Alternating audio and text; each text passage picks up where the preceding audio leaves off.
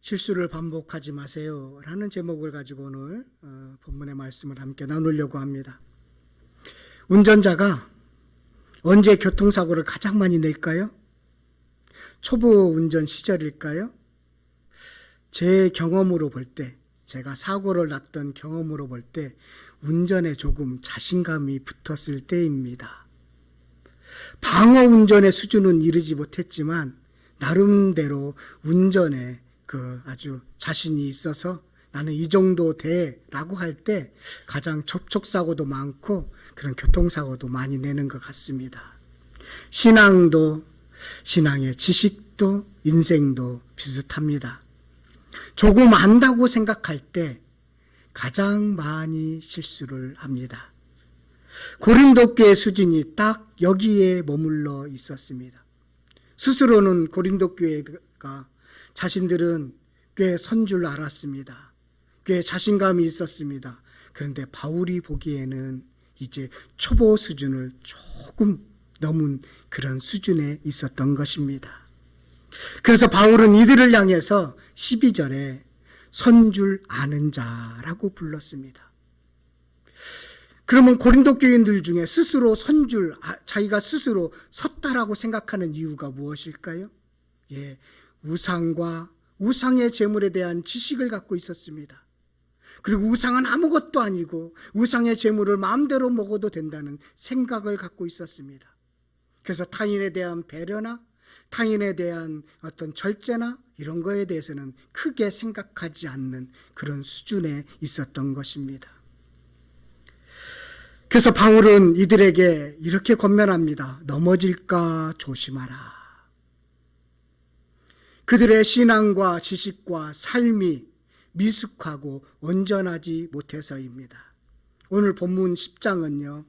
8장부터 시작된 우상의 제물을 먹는 거 문제로 시작해서 절제에 관한 결론에 해당되는 내용입니다. 그런데 바울은 결론을 내면서 지금 이스라엘 역사를 언급하고 있습니다. 이스라엘 백성들이 스스로 선 줄 알았는데 곧 넘어졌습니다. 고린도 교인들이 선 줄 알았는데 곧 넘어졌습니다. 그 이유를 가르쳐 주기 위해서 이스라엘 역사를 지금 끌어오고 있는 이유입니다. 꼭 이스라엘 백성이 선 줄 알았다가 넘어진 지점이나 고린도 교인들이 선 줄 알았다가 넘어진 지점이 참 비슷합니다. 역사의 시간을 싹 빼놓고 보면 똑같은 지점에서 넘어지고 있다라는 것이지요. 우리는 어떤가요? 우리도 비슷하다라는 생각을 갖게 됩니다. 스스로는 선 줄 알았는데 스스로는 신앙생활 잘한다고 그렇게 자부했는데 넘어지는 지점에서 넘어지더라는 것입니다. 오늘 바울은 이스라엘 역사를 통해서 배우라고 조언합니다. 그렇다면 이스라엘 백성이 스스로 선 줄 그렇게 착각하고 생각하게 된 근거가 어디 있을까요? 바로 오늘 본문 1절부터 4절까지 가장 대표적인 기적을 기록한 내용입니다. 본문의 말씀은 이렇게 되어 있습니다. 형제들아, 나는 너희가 알지 못하기를 원하지 아니하노니 꼭 알기를 원합니다. 우리 조상들이, 이스라엘 백성들이 다 구름 아래에 있고 바닷 가운데 지나며 홍해 사건이죠. 모세에게 속하여 다 구름과 바다에서 세례를 받고 그 홍해 사건을 세례로 표현하고 있습니다. 다 같이 신령한 음식을 먹으며 다 같은 신령한 음료를 마셨으니 이는 그들을 따르는 신령한 반석으로부터 마셨으며 그 반석은 곧 그리스도시니라. 그들은 스스로 선 줄 알게끔 할 만큼 엄청난 기적을 목격했습니다. 애굽에서 나일강이 피로 변했습니다.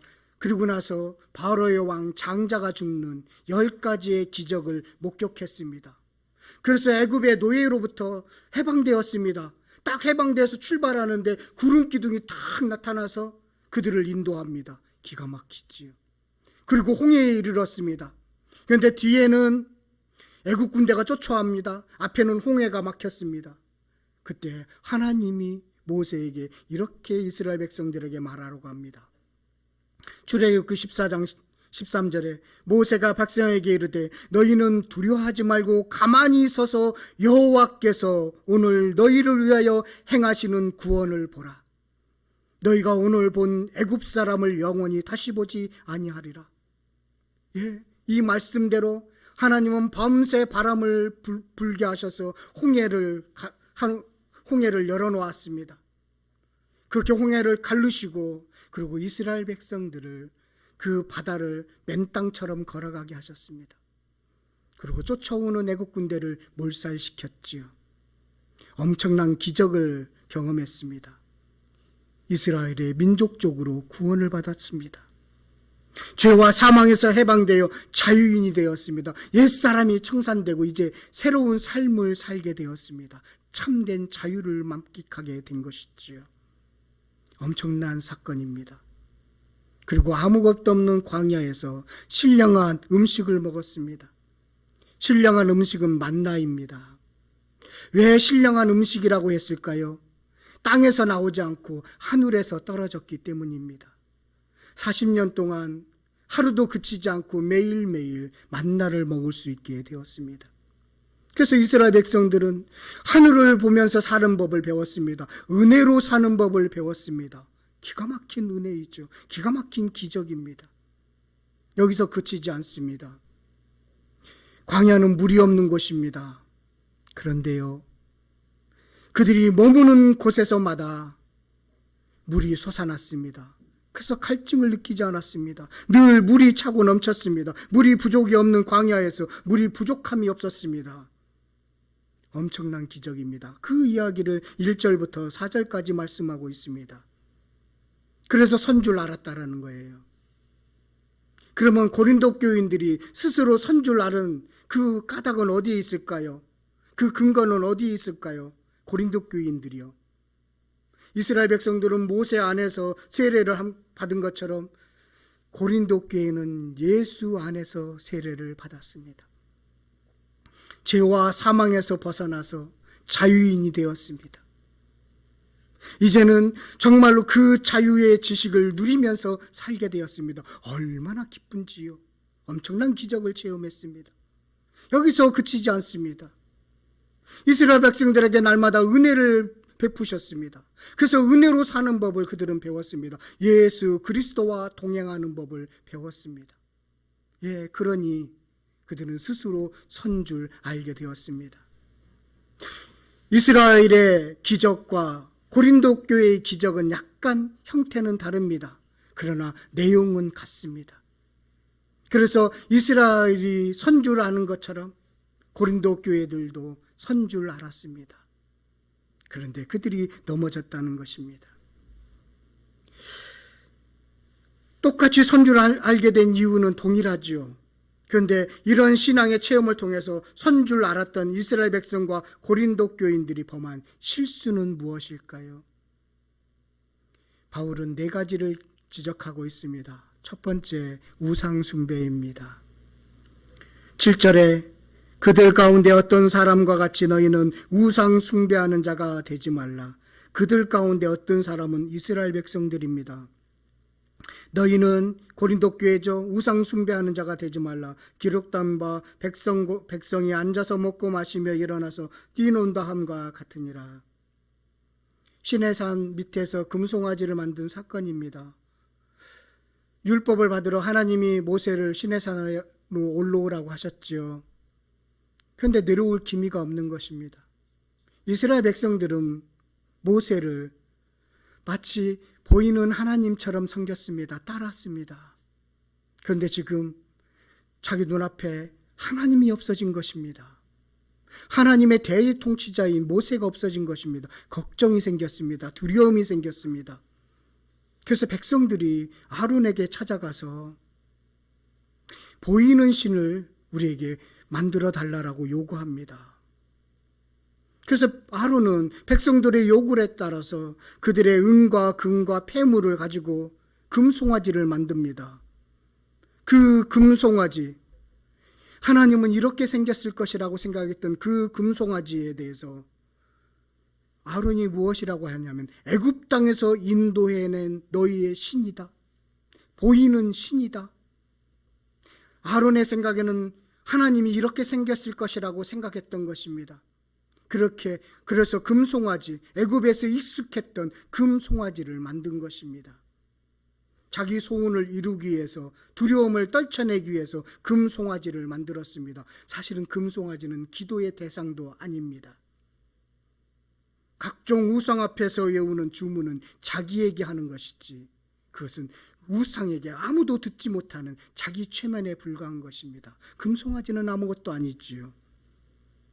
그렇게 우상을 섬기는 엄청난 사건을 그들은 실수를 범합니다. 그러면 고린도 교인들은 어떤 우상 숭배를 섬기는 실수를 범했을까요? 우상의 제물은 아무것도 아니다. 그래서 신전에서 행사가 있으면 그들에게 함께 참여해서 우상의 제물을 먹고 마시며 놀았습니다. 이것이 우상 숭배하는 것이라는 것입니다. 그래서 바울은 오늘 본문의 10장에서 14절부터 22절의 말씀을 통해서 우상 숭배, 제물을 먹는 것에 대한 이면적인 신앙적인 해석을 해주는 것입니다. 성찬식이 예수님과 하나가 되는 것처럼 우상의 제물을 먹는 것은 우상과 하나가 되는 그 행위이기 때문에 금한다라는 것입니다. 그 이면적인 신앙적인 해석을 해주는 이유가 여기에 있는 것입니다. 우상 숭배를 하기 때문에 그렇다는 것이죠. 두 번째 실수는 무엇일까요? 음행입니다. 8절의 말씀 우리 다 같이 한번 읽었으면 좋겠습니다. 함께 읽겠습니다. 시작. 그들 중에 어떤 사람이 음행하다가 하루에 23,000명이 죽었나니 우리는 그들과 같이 음행하지 말라. 여기서 보면서요, 바울이 기억력이 약간 미스가 있었습니다. 바울이 기억력이 참 좋은데 신명기, 민수기를 보면 24,000명입니다. 그 당시에는 성경이 지금처럼 이렇게 돼 있지 않고 파피루스로 크게 있어서 갖고 다니지 못했거든요. 자신의 기억력으로 썼는데 숫자가 틀렸습니다. 그런 실수도 있습니다. 민수기 25장에 있었던 사건입니다. 어떤 사건이냐면요, 이제 출애굽한 이스라엘 백성들이 가나안에 들어가기 위해서 에돔 땅을 따라서 올라가려고 하고 있습니다. 가나안 이스라엘 백성들을 두려워하는 모압 왕이 있었습니다. 이름이 발락입니다. 발락인데 너무 두려운 거예요. 이들을 물리칠 수 있는 힘이 없는 겁니다. 그래서 최고의 술사, 신의 계시를 받고 저주할 수 있는 최고의 술사인 발람이라는 선지자를 불러옵니다. 돈을 많이 주고 초대합니다. 그래서 이스라엘 백성들을 저주하라고 합니다. 그래서 발람이 올라가서 저주하려고 하면 하나님이 못하게 하는 거예요. 도리어 축복하게 합니다. 또 장소를 옮겨서 이 장소가 안 좋은가 보다. 그래서 다른 장소에 가서 또 저주하려고 하면 하나님이 입을 막고 축복하게 합니다. 그렇게 3번을 했는데 결국은 이루지 못했습니다. 저주하지 못했습니다. 그러면서 이 술사 발람이라는 이 술사가 나보다 더 위대한 신이 나의 입을 막습니다. 나는 저주할 수가 없습니다. 그러면서 인간적인 묘책을 이 발락이라는 왕에게 제시합니다.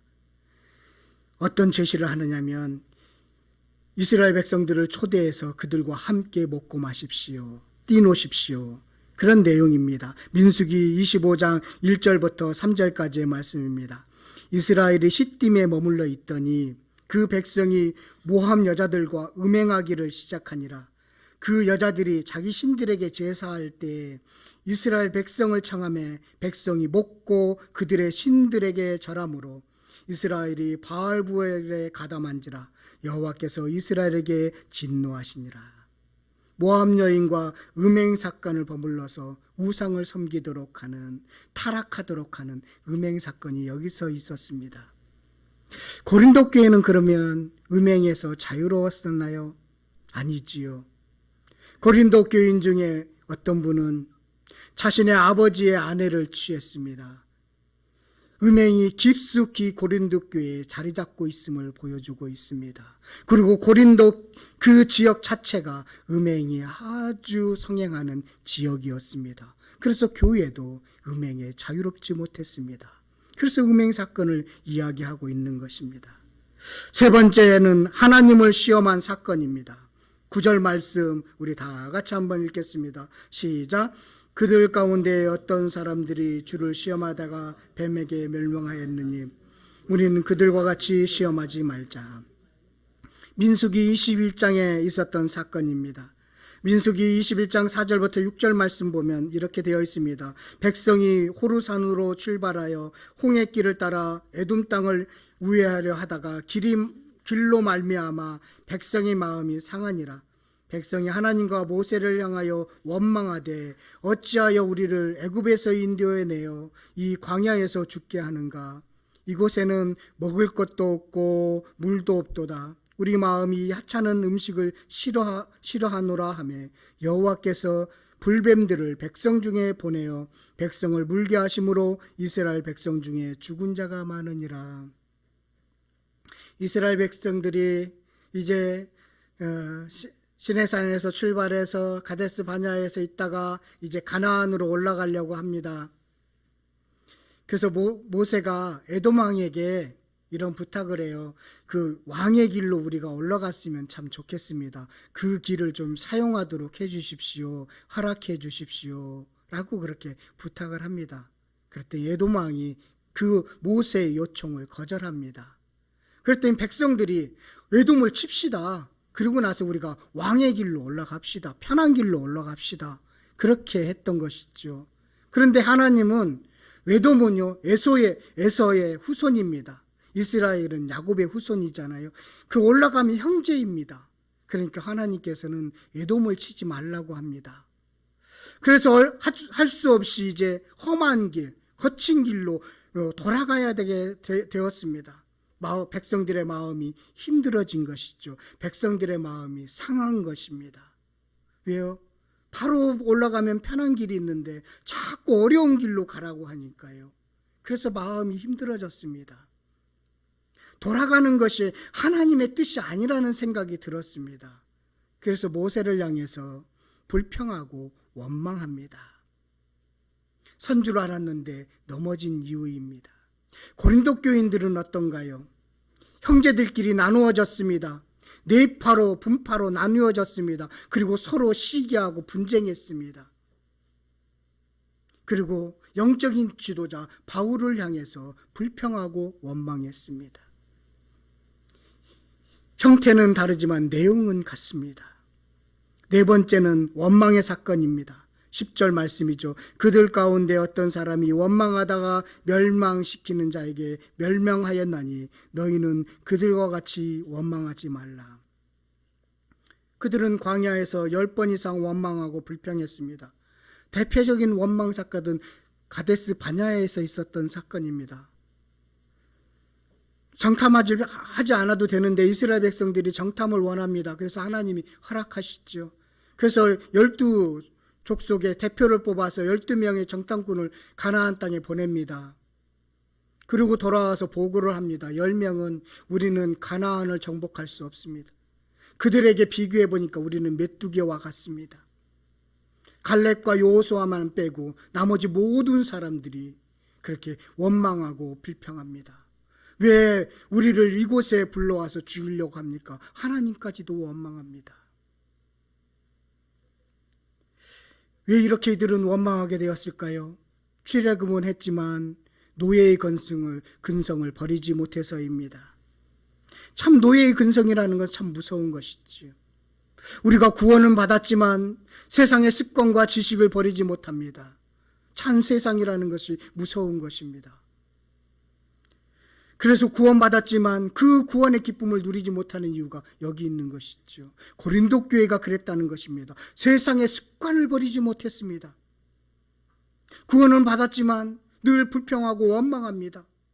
그래서 주님과 함께하는 동행의 기쁨을 누리지 못했던 것입니다. 바로 고린도 교회도 여기에서 넘어졌다라는 것이지요. 바울이 다른 실수들도 많이 있었을 텐데 4가지 실수를 언급한 이유가 무엇일까요? 그러면서 4가지의 실수를 언급하면서 반복적으로 쓴 단어가 있는데 그들과 같이 뭐뭐하지 말자입니다. 그들과 같이 뭐뭐하지 말자. 그런데 고린도 교회는 그들과 같이 실수했습니다. 선줄로 생각했던 이스라엘 백성의 네 가지의 실수와 고린도 교회가 똑같이 답습하고 있더라는 것입니다. 그들과 같이 하지 말아야 되는데 이스라엘 백성들이 선 줄 알았다가 넘어진 그 지점에서 고린도 교인들도 동일하게 넘어지더라는 것입니다. 그래서 바울은 이스라엘 백성의 실수를 고린도 교인들에게 권면하면서 6절과 11절에 그들은 본보기가 된다라고 언급한 이유입니다. 그들로부터 배우십시오라고 말씀하고 있는 것입니다. 제가요, 성경의 인물에도 마찬가지인 것처럼 선줄로 스스로 생각했다가 넘어지는 분들을 많이 봅니다. 모세요, 선줄 알았습니다.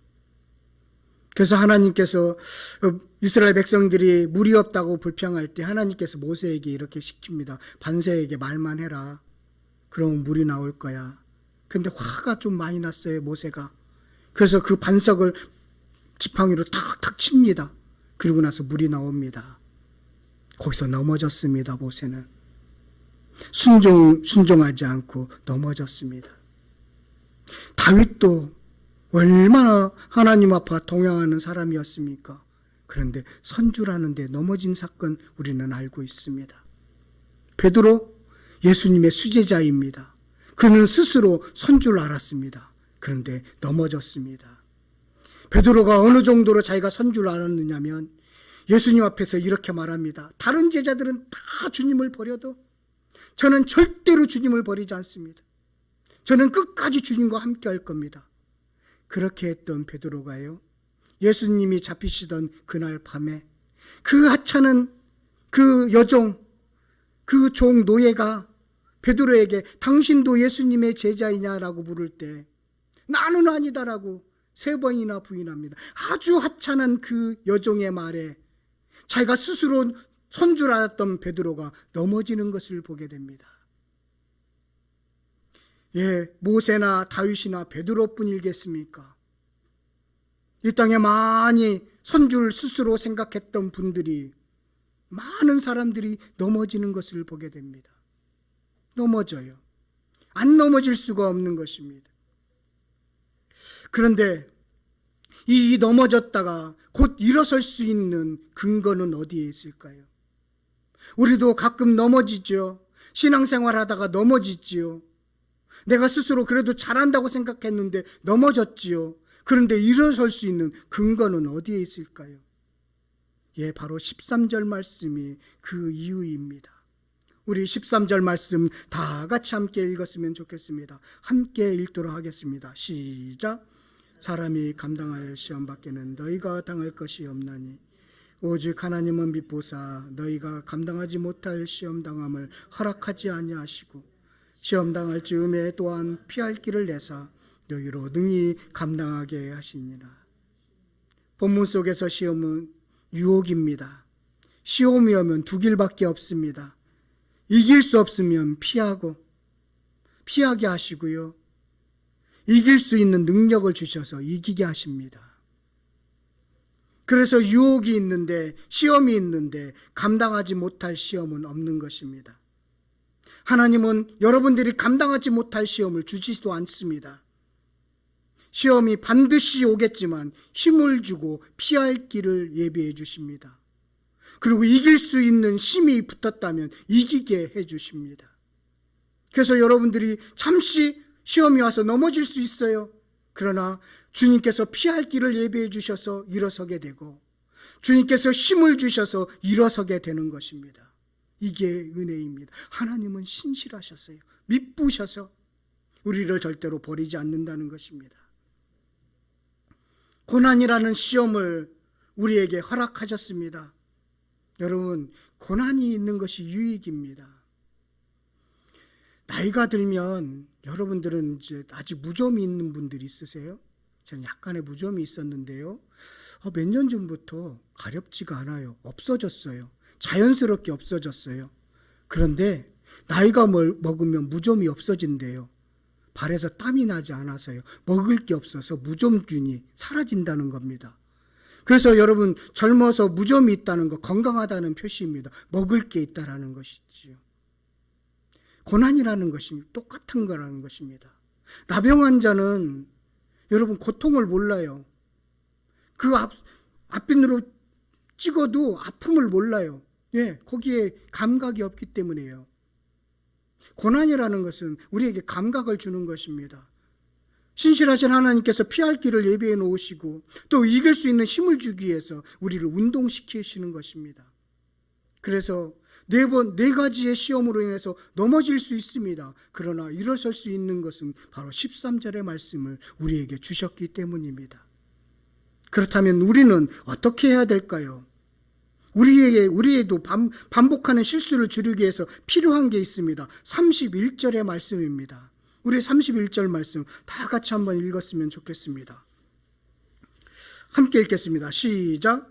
그런즉 너희는 먹든지 마시든지 무엇을 하든지 다 하나님의 영광을 위하여 하라.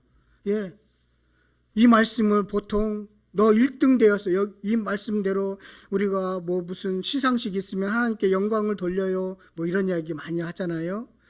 우승해서 잘 되어서 하나님께 영광을 돌린다라고 우리는 생각을 합니다. 1등을 해서 하나님께 영광을 돌렸으면 좋겠어 라고 이야기를 하죠. 그런데 이 말씀은 8장에서 시작하는 말씀의 결론 부분입니다. 타인을 위해 덕을 세우고 타인을 유익을 위해서 절제하는 것, 이것이 하나님께 영광을 돌리는 길이라는 것입니다. 온전한 절제로 말로 실수를 줄일 수 있다는 것입니다. 이스라엘 백성들이 넘어지는 이유는 너희들이 타인을 위해 그리고 타인의 이익을 위해서 절제하지 못했기 때문에 넘어지는 것이다. 하나님은 신실해서 당신들을 버리지 않을 텐데 당신들이 해야 될 게 있습니다. 타인의 유익을 위해서 절제하십시오. 타인의 덕을 세우기 위해서 절제하십시오. 라고 말씀하고 있는 것입니다. 절제로 그렇게 그들과 같이 실수하지 말자라고 하는 것입니다. 우리는 이스라엘과 고린도 역사를 지금 배우고 있습니다. 여러분, 저와 여러분, 이스라엘이 넘어졌던 지점, 고린도 교회가 넘어졌던 지점, 우리도 넘어질 수 있습니다. 그렇게 하지 말자라고 부탁드립니다. 그리고 만약에 잠시 넘어졌다면 오늘 본문의 13절과 30절의 말씀을 꼭 기억하시기를 바라겠습니다. 오늘 말씀을 이렇게 8장에서 시작된 그 절제의 문제를 결론을 내립니다.